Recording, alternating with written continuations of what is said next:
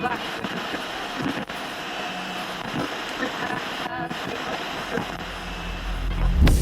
live within the womb of a technological society, our carnivorous needs must also be fulfilled. To meet this enormous demand, Western culture has developed the ultimate killing machine to feed the hungry masses. It's called a slaughterhouse. Those of us who live... At this time, the state would recommend that you set bail in the amount of $2 million. As you know, this was a series of brutal crimes involving the murder of 2 people and the attempted destruction of evidence. Prosecutors say in court documents that on August 17th, a confidential informant reported that a friend of his who was roommates with Pierce came to his home in the middle of the night because she had told him that she and Standing Rock had stabbed someone. The roommate said that he was first awakened by a woman screaming, then went into the kitchen and saw blood, and reported that the couple had been in the bathroom washing the blood off themselves before Pierce told them what happened. After learning this, the roommate left the house. Pierce came to the roommate's work after telling him that her and Standing Rock brought a couple of people over, took them into the basement, and attacked one. When the other tried to get away, they stabbed them also, killing both. After the report, police obtained a search warrant for the home on the 1900 block of Strand Avenue. They arrived to find Pierce and Standing Rock at the home. Standing Rock had a bloody cloth around his hand and at first was holding a gun before complying with police. Investigators also found the handgun in the home, along with the 2 bodies in the basement, 1 man and 1 woman. The bodies had been placed into plastic tubs filled with chemicals. Investigators also located knives and an axe covered in blood and apparent human tissue. On the death of a Wake Forest mom, search warrants obtained by WNCN show Lance and Staff asked for Stephanie Autry's PIN number as he strangled her to death in October. And when that same warrant, he confessed to police he used a rock to shatter the window before breaking in. Police arrested Staff in Mississippi after a 3-day manhunt. He is in custody at Central Prison. 2 men are now charged with murdering a local teen. Karina Saunders' body was dumped behind this Bethany grocery store last October. Today, prosecutors filed first-degree murder charges against Jimmy Massey and Luis Ruiz. KOCO's Michael Seiden was there when the charges were filed. And Michael, the details inside the affidavit are graphic. Jessica, the details are horrific, but I can tell you right now, both of those men are in custody here. They are charged with first-degree murder. Now, right when those charges came down, we got our hands on this lengthy court document. Inside, it describes this gruesome murder. It was inside this 2-story home on Oklahoma City's south side that investigators say 2 men, Luis Ruiz and Jimmy Massey, brutally murdered 19-year-old Karina Saunders. Investigators say Ruiz planned the entire murder. According to an affidavit, on October 11, 2011, witnesses saw Ruiz physically beat Karina Saunders, tie her up before cutting off her left foot. Being held on drug charges, investigators say Jimmy Massey told another inmate how he and Ruiz cut off the girl's arms and legs. 2 days later, on October 13th, investigators found the 19-year-old's dismembered body stuffed in a duffel bag. It was left just outside the homeland in Bethany. Tonight, we are also learning that prior to Saunders' murder, Ruiz's girlfriend had to babysit Karina Saunders. According to court papers, Ruiz told his girlfriend that Saunders was going to be dealt. In Mexico have discovered the mutilated bodies of 49 people stuffed into plastic bags and dumped on an isolated highway. The bodies were found near the northern city of Monterrey. Police say the killings are linked to a feud between rival drug gangs. At this point, we've found 49 bodies, of which 43 are males and 6 female. This discovery is a reflection of the events that have been taking place all over the country, such as what happened in Nuevo Laredo and what happened a week ago in Jalisco and several months ago in Veracruz. A banner was also found in which it is alleged that the perpetrators of this violent act are members of the Zetas. At least 4 inmates were killed, 2 of them beheaded in a prison riot in southern Brazil. The violence erupted on Sunday when inmates overpowered guards as they tried to deliver breakfast. It went on throughout the day on Monday with 2 prison guards and some fellow prisoners being held hostage until they reached a negotiated solution at the end of the day. The prisoners had been demanding better conditions, better food, and more flexible visiting rights. But it turns out one of the agreements that they reached is that some 600 prisoners will be transferred to other jails. There were about 1,000 when the riot began. Now, the two people who were beheaded right at the beginning of the riot. Two others were pushed off of a roof of one of the cells. Smoke billowing from a prison compound, security guards circling the premises. From the look of it, it's hard to imagine the bloodshed that went on inside the Altamira prison when two rival gangs attacked each other. Fighting broke out at around 7 a.m. local time after inmates from one prison block invaded another part of the jail. The deadly riot went on for another 5 hours, claiming the lives of dozens of inmates. Speaking to reporters, officials gave some grisly details of the massacre. We have 16 inmates beheaded, and others probably died by suffocation due to the smoke. London said today it was murder. The body of a Russian exile and opponent of Vladimir Putin was found Monday, 8 days after an ex-Russian spy was poisoned in Britain. Charlie Daggett reports this seems to happen a lot to Russians in the UK. All three men in this photograph are now dead. Police today said the death of Nikolai Glushkov was murder. He was strangled. Oligarch Boris Berezovsky was the Russian president's arch enemy. In 2013, he was found hanged at home. The coroner called it an open verdict. The man on the right is dead too. Georgian businessman Badri Patarkachashvili, who collapsed, a sudden heart attack. They're among the 14 untimely deaths of Russian exiles living in Britain, as well as British citizens lured into the Kremlin net, now looked at in a new light by investigators after the poisoning of Russian double agent Sergei Skripal and his daughter Yulia. The deaths include hanging, radiation poisoning, a Chinese extract that triggers heart attacks, being impaled on an iron railing, collapse and suffocation, found in a suitcase. Decapitated inside her Phoenix apartment. Phoenix police have identified that victim as Trina Heisch. The 49-year-old's body and two dead dogs were found yesterday morning. ABC 15's Lauren Vargas has been covering this story since it first broke. And Lauren, as we've been seeing, this gets more and more disturbing as we learn more. Kim, Phoenix police had this street blocked off for over 12 hours yesterday, so we're finally getting a closer look at the apartment where this all happened. The details are gruesome, but some neighbors say, unfortunately, they're not that surprised. It's an eerily quiet Sunday at the apartments off 13th Place in Coulter. Despite the fragments of police tape left behind, it's hard to imagine the horrific scene discovered there the day before. The witness could see into the apartment, saw that it was covered with blood inside on the floors and the walls. Police say a neighbor went to check on his friend Saturday morning, but when the man answered the door, he was naked, missing half his arm, and had gouged out his eye. When police arrived, they found the woman's decapitated body in a closet. Two small dogs were also dismembered. $500 reward offered tonight to find the killer of that 26-year-old woman who was killed, Brandy Odom. Her torso and her limbs found in different parts of Canarsie Park. A gruesome end to such a young, promising life. Now, the search for a motive and who. Well, Jessica, sources say Brandy Odom shared a home with those two roommates here in Queens, but tonight they are being questioned by detectives here at the 105th Precinct after a cadaver dog picked up her scent in the trunk of one of their cars. A grisly murder of a tech entrepreneur is drawing international interest Wednesday. 33-year-old Fahim Saleh, founder of Nigerian ride-hailing app Gokada, was found decapitated and dismembered in a luxury New York apartment with a power saw plugged in nearby, according to locals. At 6, with the arrest in a brutal murder at a Lower East Side luxury condo. We're learning more about a possible motive, including allegations of missing money and a cover-up. CBS 2's Alice Gaynor live in NoHo, where the suspect was taken into custody. Alice.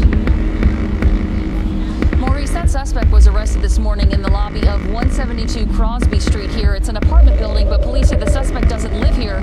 So at this time, it's unclear what exactly he was doing here.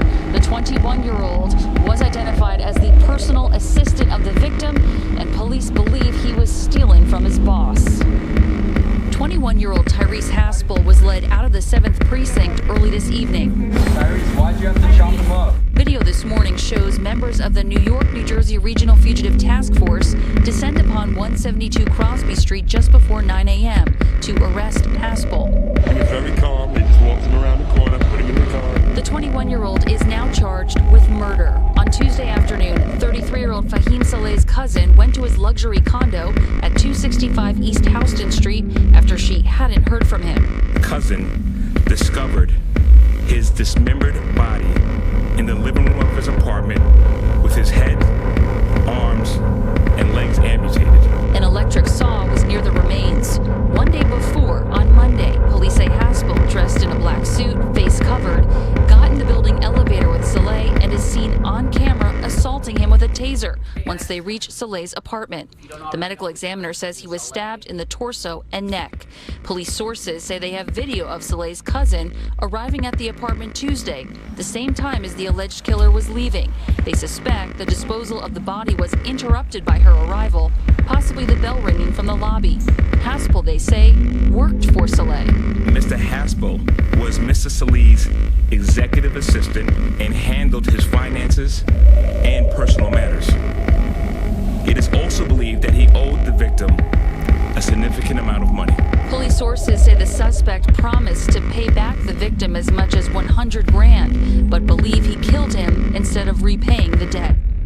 The details surrounding some of the recent homicides have bordered on bizarre, from the decapitation of Hansley Louis in Viewfort to the charred remains of 30-year-old Crystal George found in a vehicle near the Pigeon Island Causeway. Press officer in the Royal St. Lucia Police Force, Corporal Ann Joseph, says law enforcement has registered progress in these two high-profile cases. Hansley Louis sustained a fatal blow to his head at one in Viewfort, and Marvin Dauphin, an 18-year-old resident of 1A in Viewfort, has been charged for causing the death of Hansley Louis. He is remanded. He has been taken to court and is remanded for a later date in this month. Joseph revealed that Louis died as a result to a hit to the head and was subsequently decapitated. The police spokesperson also provided updates on the highly publicized death of 30-year-old Crystal George, found in a burning vehicle. Someone is now in police custody. 2 suspects were charged today in the murders of 4 young men in a Philadelphia suburb. The victims vanished last week. Today we learned some gruesome details. DeMarco Morgan is in Bucks County, Pennsylvania. We were able to secure the 2 weapons that we allege were used in these 4 murders. Bucks County District Attorney Matt Weintraub announced Cosmo Donato and Sean Kratz have been charged with multiple counts of homicide for the deaths of these 4 Pennsylvania men. Dean Finicaro, Tom Mayo, Mark Sturgis, and Jimmy Patrick have all been positively identified. Weintraub says the men were killed by 20-year-old Donato, who confessed yesterday, and 20-year-old Sean Kratz after they lured the 4 men onto Donato's parents' farm with fake drug deals. There was an attempt to burn the bodies, to deface them, to obliterate them, but I don't believe that that was successful. Investigators say Donato acted alone when he allegedly took Patrick, who was the first to go missing, to a remote area on the property and shot and killed him with a .22 caliber rifle. 2 days later, authorities say that Donato and Kratz shot and killed the other 3 men. We did find 3 of those young men buried deep within the ground under an old oil tank that was converted into a cooker about 12.5 feet down. Photos of Cosmo Donato appearing to brandish a gun from a Snapchat account were first reported by Philly.com. Who is this? Jimmy Tar Patrick. Did you murder Jimmy Tar Patrick? Yes, I did. Yes, I murdered Mark Sturgis. And who is this? I murdered Tom Mayo.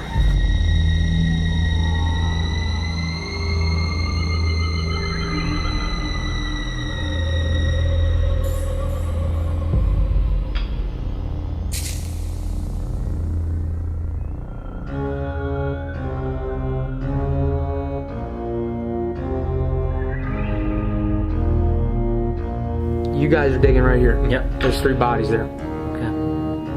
The 4th one is right there.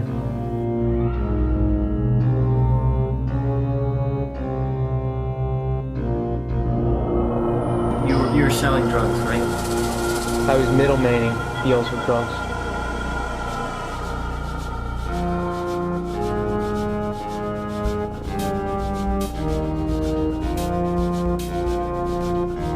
this particular deal, I was not making any money. I was just, you know, getting him a good price on a large quantity of marijuana. So we get there, you know, I said, okay, well, let me see, you know, the 8,000, let me see the money. So I go to count the money, and there's $800 there. So I'm like, dude, if you don't have the money, like, this is horrible. This is not good for me. I said, well, I could sell you a gun. So we get out of the truck, I hand him a shotgun, he goes to shoot it, and I shoot him. Alright, so after you shoot him, I go, get the backup, dig the hole, said a prayer, put him in the hole. I believe I burned all the money. why'd you do that? I didn't want the kids $800. I didn't kill them over the 800. I wasn't robbing them. This was not going to go good for me. The guy would have shot me if I went to meet up with him and didn't have the money. And I did not want to get killed for his stupid ass mistake.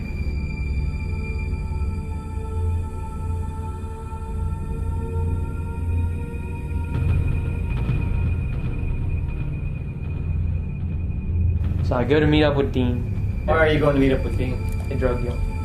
This was pre-planned? Yeah. What's he to buy off you? Quarter pound of weed. I don't have a quarter pound. I have 2 ounces.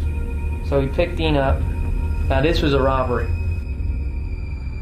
Sean was gonna, you know, rob him in the woods by himself on a quad and kill him. He didn't. So we come back into the barn, you know, we're looking at the Vespa I had, and when we stopped looking at that, Dean turned around to go walk out. When I went to turn, I just hear a bunch of shots go off.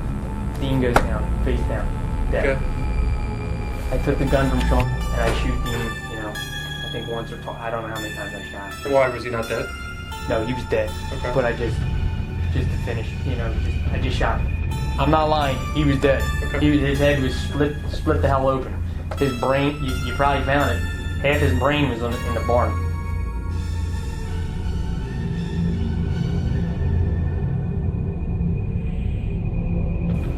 I shot Dean. I was scared that he was going to harm not only myself, but, you know, I have a 1.5-month-old nephew, got a little brother, a mother. He made it out, you know, like, you know, you say anything, you know, I will hurt your brothers, you know, after knowing, you know, what he's capable of. Scared, not only for myself, you know, for others.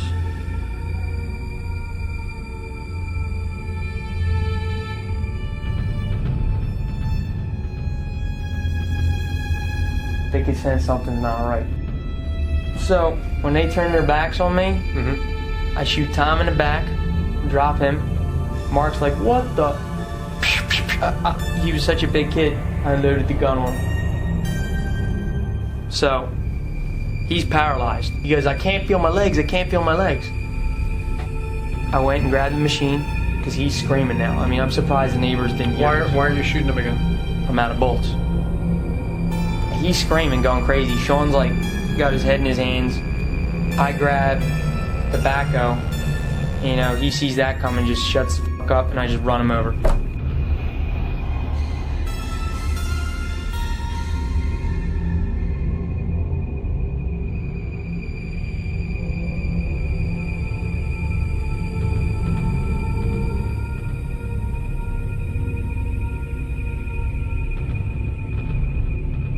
I don't know why I did this shit, man. Threw my life away for nothing. All I've done, nothing. Very confusing scene because there were no skid marks, there were no brake marks. On March 26, 2018, an SUV was spotted in the Pacific Ocean, 100 feet below a cliff in Northern California. Investigators soon found the bodies of Jennifer and Sarah Hart and 3 of their adopted children, but their other 3 kids were still missing, including 15-year-old Devontae. Every memory I have of them is just a big hug. They seemed like the picture-perfect family, but as the investigation into their deaths unfolded, it became clear they were anything but.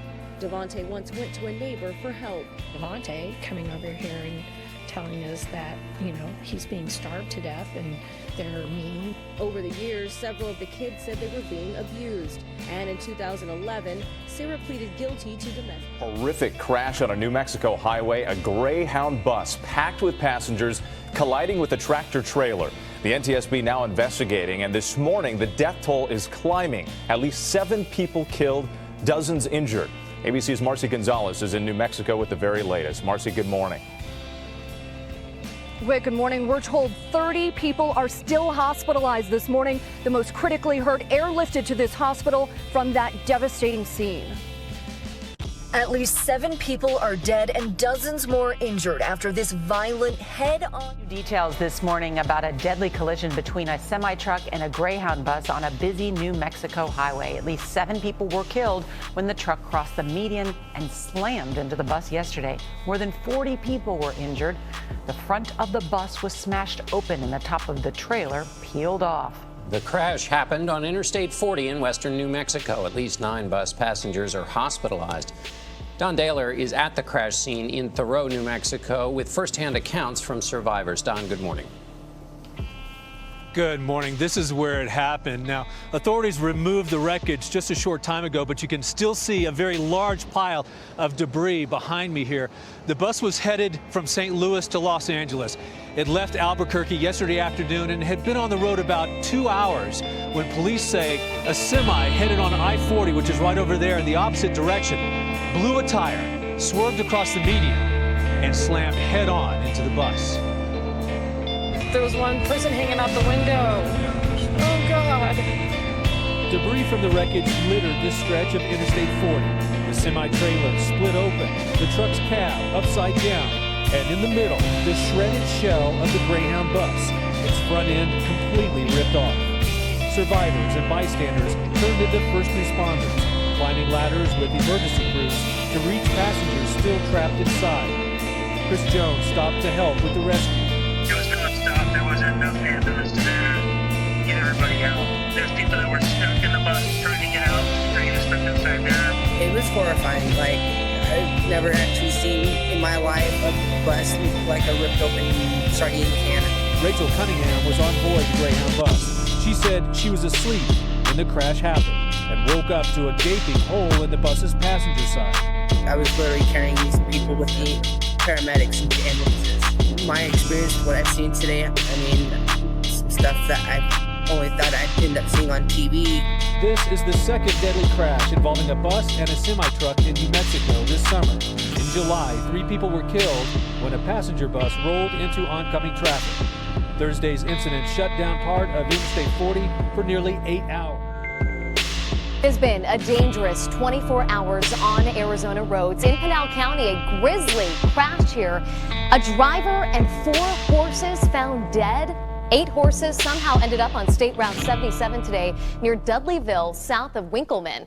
DPS just sent us these photos you're seeing here of the damage. 4 horses were first hit by a car. The person behind the wheel died, and later a pickup truck hit one of those dead horses. The truck was damaged, but the driver was not hurt. State Route 77 was shut down for several hours for this investigation. At an amusement park in Texas outside Dallas, a family watching as a mother on a roller coaster 14 stories high falls to her death. Tonight, how could this happen, and what are the most dangerous rides in America? ABC's Clayton Sandell in Arlington, Texas. At Six Flags Over Texas, the coasters are king. But today, in one corner of the amusement park, the Texas Giant is quiet, shut down Friday night after a woman fell to her death. She goes up like this, and then when it drops to come down, that's when it released, and she just tumbled. The daughter and her son-in-law yelling and screaming, "My mom's fallen off, my mom, we can't find her." A witness tells the Dallas Morning News she saw the woman get on the ride. She claims the woman appeared concerned her safety harness was not secure. But in a statement today, Six Flags said, "We are committed to determining the cause of this tragic accident. It would be a disservice to the family to speculate." New details about that tragic accident at a popular tourist site. A woman killed on the beach in St. Martin watching a jet take off from an airport that was just steps away. ABC's Gio Benitez is here with more on how it happened. Good morning, Gio. Amy, good morning. So many people watch these jets take off close enough to feel the incredible power of that engine. This woman was doing just that, visiting St. Martin with her husband when it went terribly wrong. The Caribbean hotspot of St. Martin may be just as well known for its airport as its beautiful beaches. We're ready to do it, baby! Tourist after tourist waiting at the end of the runway to feel that blast from massive jet engines as the planes take off. Hey, free German abrasion, we loved it. But this morning, that thrill is what cost a 57-year-old woman her life. The New Zealand tourist holding onto the fence on Wednesday, just like so many others have done. But when the plane's engines fired, she lost her grip and was thrown into a concrete retaining wall, the impact killing her. The danger seen in this video from 2012. The jet blast tossing this woman like a rag doll into the concrete barrier. She was injured but survived. There are safe ways to spot the planes in the area. There's 2 bars adjacent. There's a very large beach. I think sometimes it is a situation where some people might not be aware of the power that the engines might have. That power, massive. The force created by a 737's engine, stronger than winds of a Category 5 hurricane. Just listen to that deafening sound. Now at 11, a grisly murder and cover-up. A man stabbed multiple times, his body thrown from a 4th-floor Manhattan window and eventually buried in a shallow grave in New Jersey. Tonight, 2 men are charged in connection with the killing. One in the Monitor with ties to South Florida. Now take a look at all of these pictures. They're his prior mugshots from Broward County. Busy guy, as you can see, before he moved on to a much more extravagant lifestyle in New York City. CBS 4's Carrie Codd live in Fort Lauderdale with the latest. Carrie. Rick Rudabay, I spent some time today digging through the arrest history of James Bowden. It shows that the Broward Sheriff's Office first arrested him back in 2007 at the age of 16. Since then, he's been in and out of trouble, reinvented himself in New York, and now, as you mentioned, finds himself investigated for murder. This is James Rackover, led away by New York City police Thursday night, investigated for the gruesome murder of a Connecticut man inside Rackover's upscale Manhattan apartment. Police say James Rackover is also this man, James Bowden from Broward County. The Broward Sheriff's Office sent us these 8 mugshots of Bowden dating back to when he was arrested for strong armed robbery at the age of 16. Court records show Bowden was also arrested for drug possession and burglary in Broward and spent more than a year in a Florida prison before being released to live with his family in this Fort Lauderdale neighborhood. It's shocking. It's scary. Emily Murray knew Bowden and his family. He's driven when my son was 2. He would drive on the long skateboard with my son. Glad I never left him alone with my son. According to New York City police, Bowden and another man are being investigated for murdering Joseph Caminale, stabbing him more than a dozen times, throwing his body from a 4th-story window, and burying him in a shallow grave near the Jersey Shore. Police say it appears someone tried to clean up the crime scene inside Bowden's apartment, where police say they found dozens of pieces.